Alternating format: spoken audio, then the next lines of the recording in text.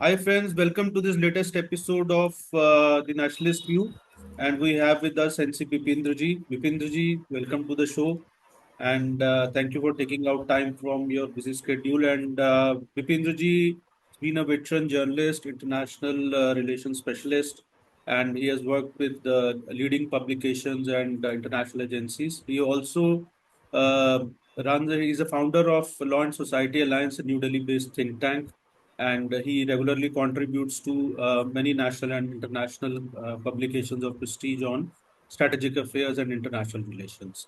So we'll do kind of a weekly wrap uh, of the events which happened last week. Some important events, especially in context of the Indian interests in geopolitics or from India's perspective. So the first uh, issue which we are going to take up is that the Chinese ambassador has snubbed the Pakistani foreign minister on the issue of uh, safety of Chinese people in Pakistan. And simultaneously, there were exchange of sweets at the border between China and India on the occasion of Diwali, and we have seen a de-escalation on LAC in the eastern Ladakh area. So, how do you see this, Bipin ji? Actually, I'm actually laughing as you are introducing this particular subject because the the dynamic seems to have completely changed in the last 10-15 days as far as the triangular axis of China, Pakistan, and India is concerned. So it's been a quite an interesting week. And as we all your readers must have been following, all your viewers must have been following what happened in the on the sidelines of the BRICS summit, and just ahead of the BRICS summit, there was a thaw in the military relationship between India and China, and of course, the disengagement activity is currently going on.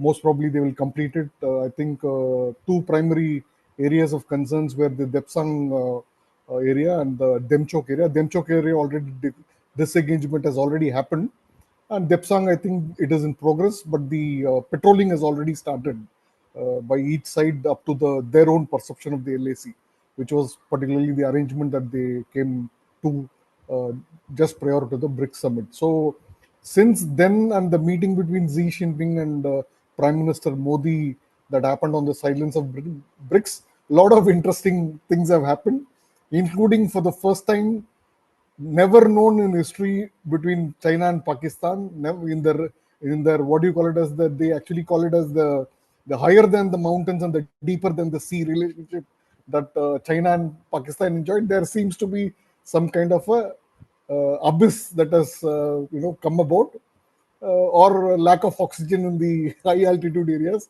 that has come about, because of which the two sides seem to be doing this powwow against each other at this point in time, essentially because I believe China has a very serious and a justified concern over the security of its personnel who are working, Chinese engineers and other workers, laborers who are working on the BRI project. BRI project is a major, or rather, it is the mantelpiece of the Belt and Road Initiative of China, and they have almost invested what about $46 billion is the investment that is going into BRA, out of which Pakistan is bearing a very minimal cost, and the Chinese have borne a major cost, including they have granted some loans and stuff like that, which is a major, Pakistani debt, foreign debt that they have.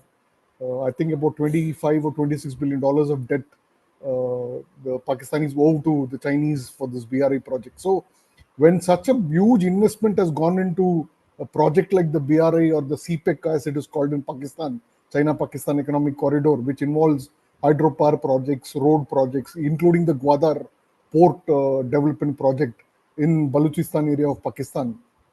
So it's a huge investment, and it's also what do you call it? China has a major concern for the success of this particular project, because they want to showcase it as a model for other countries, and that is where the problem arises for China when data which I've collected is that in the last 10 years more than 100 Chinese have been killed in Pakistan in various incidents, including violent incidents in car bombings and attacks on engineers, on their vehicles and stuff like that. So more than 100 Chinese have died in the last 10 years. That is what the data that's publicly available says. Maybe there are more numbers, we don't know, but at least now, this is the number we know. And in the last 1 year, that is in 2024 alone, there are more than a dozen Chinese have been killed in the last, 10, 11 months duration.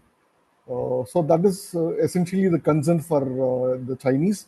And in fact, between March and October, there have been two major car bombings that have happened. One happened, I think, near Karachi, where two Chinese engineers were killed, I think, last month only. And in March, there was one in Khyber Pakhtunkhwa region where five Chinese engineers were killed. So these are concerns, and this was a major issue. I mean, for your readers' knowledge, it was a major issue that was discussed when the Chinese Premier Li Qiang visited Islamabad, I think in October, where he met with the Prime Minister of Pakistan, Shahbaz Sharif, and they had a discussion where this was a major issue that was taken up. I think the Chinese, I mean, if they want a prescription as a solution for this issue, I would say that China should withdraw from the CPEC As completely coming and to put. this specific thing, do you think that because there's a lot of, I was looking at some of the commentaries done by the Pakistani analysts. So they are also raising doubt that the second phase of CPAC, which is basically part of kind of BRI, Yeah. uh, China-Pakistan Economic Corridor, which primarily basically passes through Balochistan. So, and Balochistan being absolutely out of control as far as the Pakistani establishment is concerned. So, it's a battle basically zone. So, do you think, and with Chinese now expressing their concern over the safety, also the commitments which Pakistan had made to China in terms of the work which will be done by them. So that pace of work is also very slow. So, and they have not been able to meet the targets. So, do you think that CPAC, the second phase of CPAC, is kind of a done thing that it's not going to happen? No, I think that is a. I mean, I think we are stretching this a little bit more than what is necessary. We have to wait and watch. I'm only doing a prescription of China withdrawing. So I don't know whether the Chinese leadership will accede to my advice. I am a non-paid advisor to China that way. So we can't say what will happen to the phase two of the CPEC project itself, but at least there has been concerns that have been raised by the Chinese side, which is a very justified concern, essentially because of the lack of control of the Pakistani civilian government and even the military on the security situation inside Pakistan. So there have been various. I mean, this is not just about the attacks on the Chinese. There have been several incidents. I think when the SCO summit happened, we had a discussion when I was telling you about the terror threats that existed for that particular event, and also about the political chaos that has been witnessed in Pakistan in the recent times, and the political violence that has been happening in Pakistan, including the Imran Khan's political party, getting into violence when they are protesting against the arrest and the political suppression of the Pakistan Tehreek-e-Insaf. So the Imran Khan's political party. So these are essentially major concerns as far as Pakistan is concerned, and even now the situation is fluid. Even though they have a civilian government in control, the army has been badly beaten after the the polls that happened earlier this year when major losses happened for army supported candidates in the elections, and several independents backed by the PTI won the election. So the army itself is sort of losing control over the political situation in Pakistan. So even the civilian government is not under control. So under control, it's not in control of the situation inside Pakistan. So anything can happen, and you find, as you mentioned, Balochistan is already a troubled territory for the Pakistan establishment. When I say establishment, I mean both the civilian government and the army. if you see even Khyber Pakhtunkhwa areas, there is a lot of issues with the Afghani population settled there and who are sort of have been asked to migrate back to Afghanistan. There is a tussle that is going on already, and it is again volatile at that area. In Pakistan occupied Kashmir and Gilgit Pakistan area, again there is a huge resentment against the CPEC. And I mean, what is the problem in Balochistan and Pakistan occupied Kashmir, Gilgit Pakistan, apart from the freedom struggle itself that their some groups are doing, the local angst and the local discontent against the CPEC project not benefiting the locals, the economic benefits are not accruing to the locals. So that is the anger that they are expressing against CPEC. So these are some of the issues that are there, and of course, Pakistan's financial struggle at this point is indicating that they will not be able to repay the debt that they have taken for the CPEC project from China, and that is also major investment concerns for the Chinese, because I mean you are putting in money, and if there is no return in terms of repayment of the loan, and so also the huge interest that they are charging, I think the I mean I mentioned in earlier programs also with you, the World Bank and the Indian Monetary Fund charges about 2% for the development grants loans that they provide. But here in China, the CPEC they are charging 5-6% interest. So these are all major concerns. Investment return on investment is a concern. Security of its personnel is a concern. Then the viability of the projects, CPEC projects itself is a major concern for them, because Gwadar is not taking off. And Gwadar is port, even if you're developing it, there is a problem there because there are other major ports nearby. There is no viable, except for the Chinese trade, sea trade that can pass through Gwadar. There is nobody else who wants to use the Gwadar port facilities. So in the international trade, and it doesn't make sense for them to go to Gwadar, for offloading their thing, or even loading up their vessels. So it doesn't really economically makes sense, and it's not viable.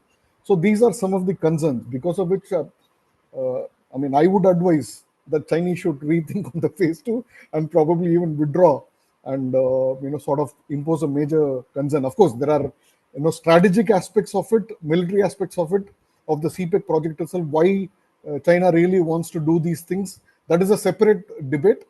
There are strategic implications of the CPEC which China is interested in. There is strategic implication of the CPEC for India also, because it is passing through Indian territory, which is now under the control of Pakistani and Chinese control. So these are strategic concerns, but that is a separate issue. For the issue that we are discussing today, I think my advice would be that Beijing should dump their higher than the mountain, the deeper than the sea relationship with Pakistan, and probably it will be more sensible for them to avoid any military confrontation with India and focus on enhancing and making use of the huge economic prospects that the two sides have. Though I personally am against India engaging with China in any economic activity. I want India to completely shut off. I mean, I propagate that very strongly, because Chinese are not to be believed under any circumstances, whether it is military, diplomacy, or economic. They So can't be that is trusted. They they can't can't be be trusted even a single inch. I thought this Diwali sweet exchange was a very stupid idea. Okay, so what is there to celebrate? India has been troubled for the last 4 years by the Chinese breach of trust. What is there to celebrate? They are only going back to the pre-LAC. They are not vacating Aksai Chin and going back, or even vacating Saksham Valley and giving it back to India, dumping Pakistan. So what is there to celebrate? I keep mentioning this in many forums. Since 1949, India has made a lot of concessions to the Chinese on various aspects, including recognizing them to be one of the earliest to recognize the Communist Party regime in Beijing. Since then, what is the concession that Chinese have made towards India on any issue? You tell me. I can count you a dozen issues where there has been no concession, I including absolutely agree with you. designating the terrorists like Mulana Azad in the UN Security Council, or NSG membership, or a permanent seat for India by reforming the UNSC and making India as one of the permanent members. India was willingly supporting China to become a UNSC permanent member, right? The communist regime, discarding the Republic of China, which is Taiwan. Yeah. So, what have they conceded to us in on any issue? Not a single issue they have conceded, including the border claims. Even today, they have not considered the border claims, and we still follow the one China principle. Is China reciprocating it by following the one India principle? So they have not conceded on a single point. So what is there to celebrate on Diwali on the borders in the or the LAC by distributing sweets? You should engage them. You keep engaging them, but don't trust them even on a single word. Verify it on the ground by their actions. I think that is the right way to go about it. And of course, with regard to Pakistan China spat that has happened, I think the foreign minister has admitted. I think Ishaq Dar, their foreign minister, deputy prime minister, admitted that there was some strain between the two sides in a statement that he made yesterday or day before yesterday, and also conceded that there are security concerns within Pakistan for the Chinese projects. So that is a giveaway. So it's better for the Chinese to move out of the CPEC project completely and I dump think Chinese have Pakistan. also got, stuck in, though they considered to be too smart, but I think they have also got, stuck in Pakistan because of they have made so much investment, so it's very difficult for them to get out of and, stall the CPAC project. And if they continue to do it, they will continue Yeah, to, bear the brunt of the local groups there, and they'll continue to absolutely. suffer a See, lot of collateral Arun damage. Anandji, the investment by the Chinese in Pakistan is not only economic or geopolitical, it is also emotional. Okay, they Yeah. are like the Siamese twins. Yeah. Okay, so there is an emotional, investment that they have made in Pakistan, which is something that is very difficult for anybody to, do away with or come out of. So I think that is the web that they spun around themselves, and they got caught in that web at this point in time. So hopefully, good Principle of things will karma. karma, karma. That is I think happening karma with is China instant. and Pakistan both, basically. Yeah, I think karma is So, instant in this yeah, case. so we'll move on to the next topic now, and that is that the spat between India and Canada over Canada supporting the Khalistani terrorists and rather glorifying them has now reached to the next level. Instead of de-escalating, it has escalated. Uh, so now we'll move on to the next topic, and it's about the India-Canada relationship. Now, the Canadian government has tried to drag the name of Union Home Minister Amit Shah uh, regarding the killings which happened there, and it continues to glorify and defend the Khalistani terrorist movement. So, how do you see it, Bipindra? How do you see this latest round of spat between the two sides? I think Canada is kind of digging its own hole right under its feet. Probably they want to end this relationship. At least this Justin Trudeau, I call him Justinder Trudeau. Justinder There is Trudeau. another name now also, just Dustbin Trudeau. Dustbin Trudeau.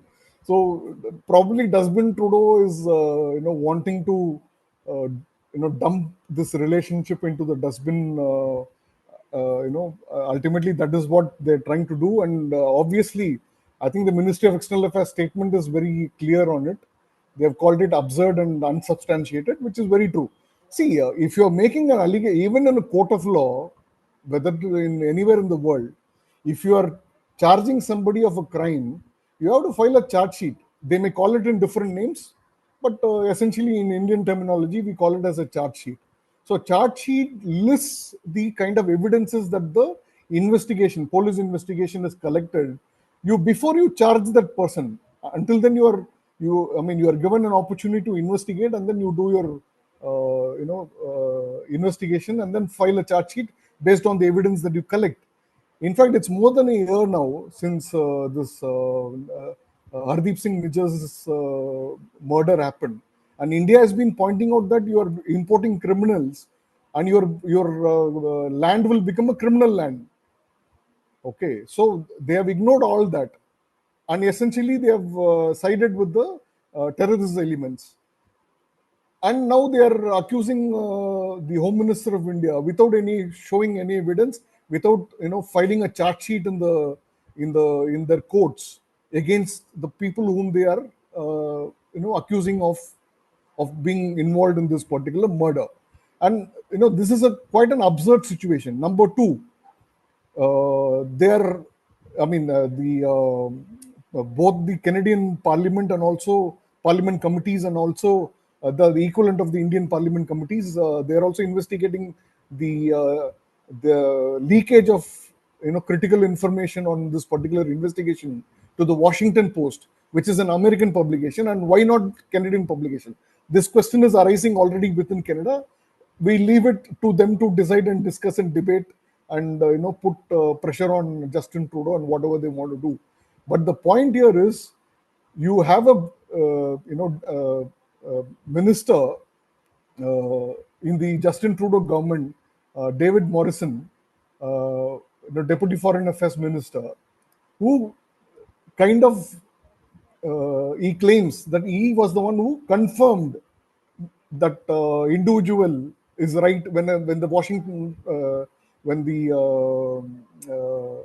newspaper reporter asked him if he was talking referring to Amit Shah as the person of interest, or as a person in the government of India, which is absolutely an absurd thing to do. I mean, they should be very careful in what they are talking about, and if they are not able to produce any evidence, I think they should keep their mouth shut. And obviously, this is an aim to discredit India in the global, order, and also it's an effort to, bring down India's image as a law-abiding nation globally. And I don't. The obviously there is a political agenda behind this particular move, because it's been done by the government officials of Justin Trudeau, or Dustbin Trudeau, as we love to call him.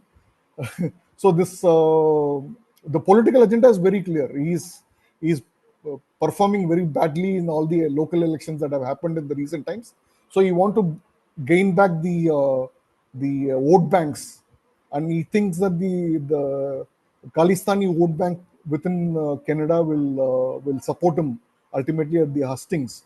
Jagmeet NDP has withdrawn support. That is also another setback that he has had. So he's trying to leverage this issue to gain some votes, which I believe will going to be backfiring, because I was just doing a calculation of what is the population of the Sikhs and Hindus living in Canada at this point in time, Canadian citizens who are eligible to vote. The Sikh population is at least 1 lakh lesser than the Indian population in Canada. They are about 7 lakh 70,000 Sikh population, and there is about 8 lakh 30,000 Hindu population in Canada. And this decision of Pierre Poliver, who is the Conservative Party leader, to cancel the Diwali event in the Canadian Parliament, which is equivalent of the Indian Parliament, the Diwali on the Hill, as they used to call it, after 23 years of traditional celebrations there. It kind of shows that we can't trust any Canadian politician at this point in time. So they are all playing to the gallery, particularly to the vote bank politics.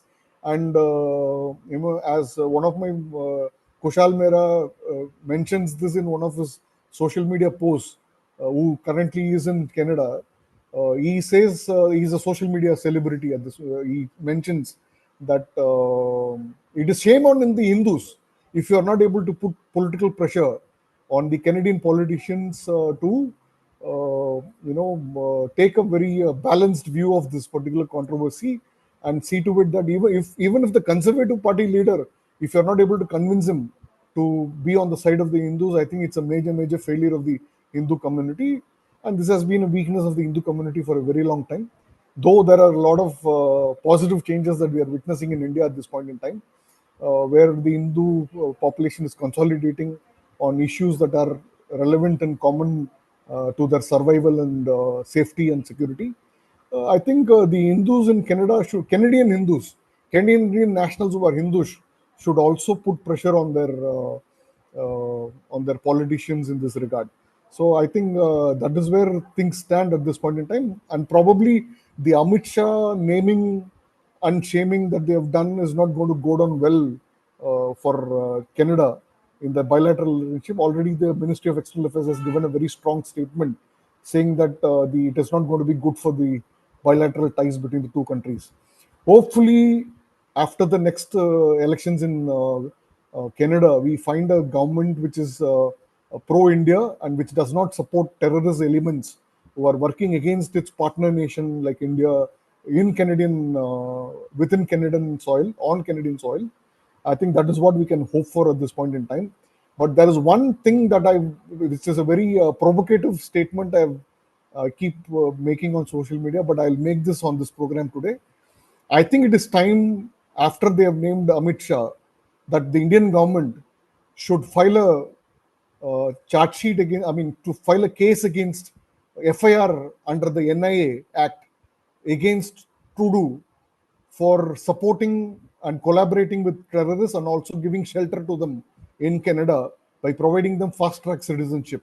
So it's essentially is abetting and sheltering terrorists. So I think that is a good provision, and there is a provision in the NIA Act in the under the Indian criminal laws, particularly the anti-terror law, to file cases against people for incidents which is happening even outside the Indian territory. If there is an attack on the Indian High Commission in Canada, we can file a case against them here in India. So I think Justin Trudeau needs to be, brought to book. He needs to be, charged under the Terror Act for collaborating and abetting terrorism. And you should try him. Once he loses the election, as it is going to happen very soon in Canada, you should ask for an extradition of Justin Trudeau. And once you convict him here in Canada, you should hang him right in the center of Raisana Hill, Vijay Chowk. You should hang him publicly. So, I think to begin with, basically, I agree with you that an FIR needs to be filed and there needs to uh, harden its stand further, and we need to make a counteroffensive also, because they have been naming sometimes they name the NSA, whether it is these Western countries, so whenever they want, they come out with the summons or or file cases against people who are holding public offices or significant offices in India. So I think it's time that India gives them a taste of their own medicine. So now we'll, Absolutely. Also, there is one issue I think we need to talk about, but I think we'll do a separate program on that on the Quebec, independence movement. We'll do a yeah, yeah. separate program on that. Yes, yes, we are going to Yeah. definitely do that.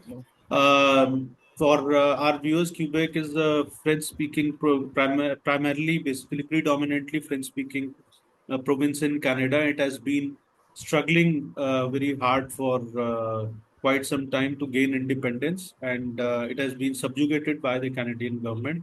So we'll talk about it in a separate program It's as an independence movement since the 18th century, by the way. yeah. It's So not yesterday or today, but since the 18th century, they've been yeah, fighting for so we independence. will talk about it. And now the last topic of today's weekly wrap up of the foreign affairs, the US election. So all eyes are on US elections, and the voting is going to happen on November 5th.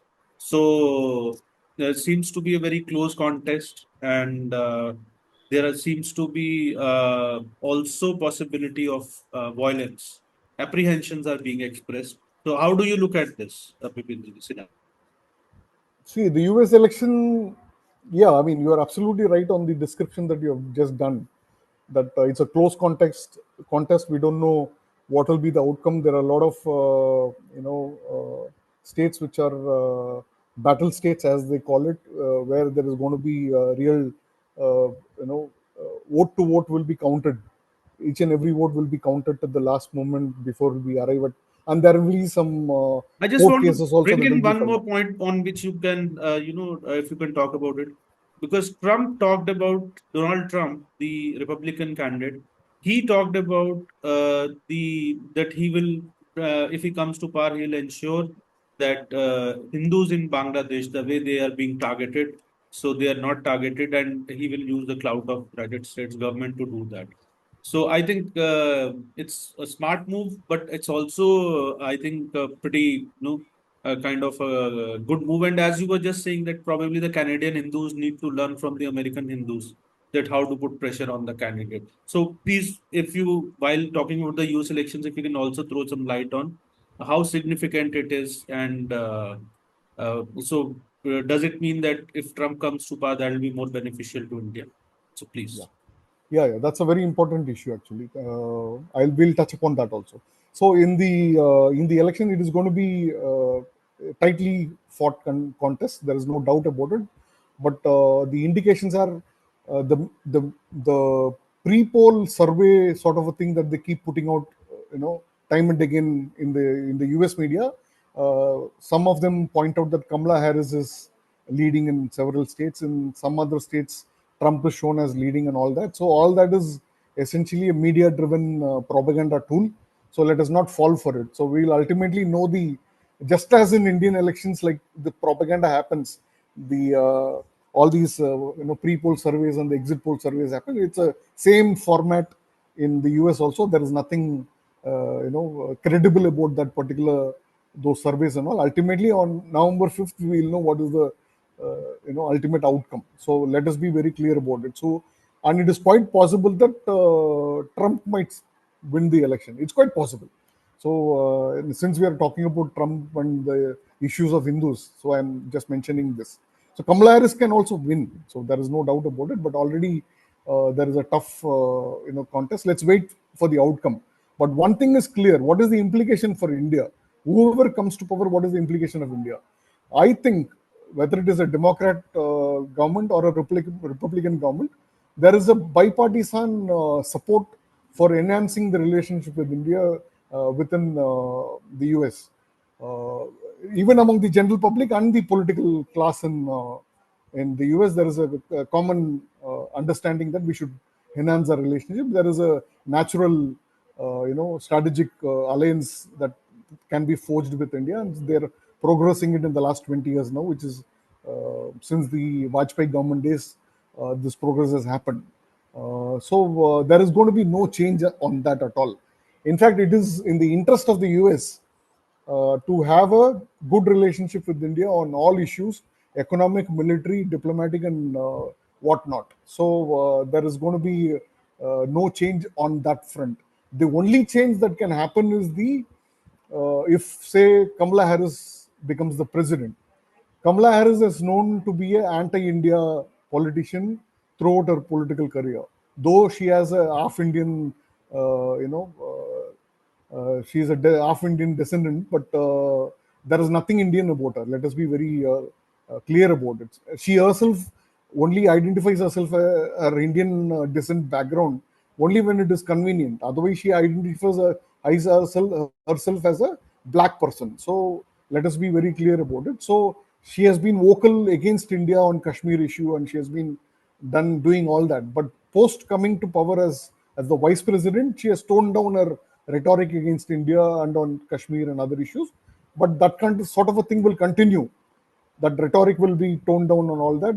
But principally, she will not be a friend of India. Let us be very clear about it. She will not be a what do you call as a pro-India person. She may be friend of India in terms of the its own compulsions, the American compulsions, their own geostrategic compulsions. They will be friendly with India. They will continue to enhance the relationship. The military relationship will continue and all that. But the only problem here is ideologically they will not be aligned with the Indians on several issues, including Kashmir, on such thing, and the minority protection issues and all that. So, as far as Kamala Harris is concerned, that is one issue which is of concern to India. The other, as far as Trump is concerned, of course, a couple of days back he has made this statement about protecting Hindus' rights and also fighting against anti-Hindu, Hindu misia and Hindu phobia that has been prevalent globally and also within the Americas at this point in time. So, which is a welcome statement. But let me point out that it is also a statement made during an election campaign, during the course of an election campaign, at a Diwali event. Okay, so if I go to minority communities is meeting, I will talk pro that community when I'm there. So this is a caveat that we need to put to the statement before we take it at face value. So I think that is very important. But otherwise, what I think is that he has made very good statements about protecting of Hindu lives in Bangladesh, where more than 1,000 people have been incidents of attacks have been recorded in the recent months, and I called it as a And barbaric violence. these are attacks are continuing basically. These are continuing. There, I mean, at least recorded incidents, more than 1,000 incidents have happened, including ISKCON temple was attacked. Their monks were threatened, and all that. That has happened, and of course, the current leadership in the government in Bangladesh, Mohammad Yunus, is known to be a American Huge. uh, stooge or a pro-American. I didn't want I to would use call that it term. let's call a spade a spade. He's an American stooge, Yeah, basically. yeah, he's an American student. There is no doubt about it. He's a Magazine Award winner. And Magazine Award winner is a deep state arrangement to identify people who can act as their agents in the nation of target. There are several Magazine Award winners from India also, including our good neighborly Spider-Man, Mr. Arun Kejriwal. Uh, so it is. These are all like people whom they identify and promote and cultivate, so that they can be used as a political tool at a different They're stage. established basically by giving this award. Yeah, And they're funded, yeah, funded and all that, and of course Magsaysay Award, the Rockefeller brothers fund established it, and it's supported by Ford Foundation. They are all deep state of the yeah. American deep state. So so it is quite surprising that Trump made this statement on Bangladesh violence, which is a welcome step. I think some pro-Hindu voice, or voice that protects Hindu rights, need to come out from the Western society, and Trump has made that statement, which is a welcome step. So, but if you look at Trump's political career right from his first tenure, and he has been making very good pro-Hindu statements, or statements which are liked by the Hindu community in the Americas and in India more often. So he has been on this Howdy Modi event also. There's been a consistency in his stand. Consistency in his stand. So that is the difference between Kamala Harris and Trump. At least he's So not very at least he's not anti-Hindu, or at least he is not taking a very. ideologically he's not against the Indians. Okay, ideologically he's Yeah, he seems pro to India. have a much softer corner than, and I think he Yeah, believes, rather than taking a very high moral ground on everything, he's more pragmatic, and he is more bothered about the internal implosion which is happening in United States of America, the crisis which they are correct, going through. So, and he wants to basically whereas Kamala Harris, she belongs to that that woke category. that ecosystem, Yeah, that and she that belongs to that where ecosystem. you take a moral Yeah, high ground, and do grandstanding, and keep sermonizing things to and especially to Hindus and India, because they correct. seems to be always the softer targets, and Yeah, they get you good media coverage also. So correct. US has And been also such a there are a lot of anti-Hindu forces within the Americas, Pakistan-sponsored organizations, there is called as this what is that Indian council. Muslim There is a yeah, there is a which is actually sponsored by Pakistan, which is run by Pakistan, but it calls themselves as Indian Muslims Council. And So even something like a Hindu Human Rights Watch, though it's named as Hindu, a Hindu Human Rights Watch, but it's basically an absolute basically anti-Hindu. absolutely anti-India and anti-Hindu Yeah, thing. It's called as the Indian Muslim American Council, yeah, IMAC. So these are all forces that are actively doing anti-India and anti-Hindu campaign, in the Americas. So similarly, I think Hindu organizations and Indian organizations are also actively involved right now as a countermeasure. They started off late. They kind of woke up a little late, but nevertheless, it's a good start. Canadians can borrow some ideas from the American Hindu community or the Indian community in Americas, in the US, to draw some lessons and put pressure on the Canadian politicians, as you rightly pointed out, as we started this discussion on this particular topic. So we'll wrap up our discussion today, and we have discussed a few topics, few developments which happened last week, and we'll be back next week again uh, with a weekly digest kind of a thing. We'll discuss the important developments which have happened globally and which are relevant to India and from Indian perspective. And Bipindra ji, thank you so much for taking out time and joining us. And if you have liked the video, you can share it, you can like it, and you can subscribe to the channel also. If you'll press the bell icon, you will keep on getting notifications of all the new videos.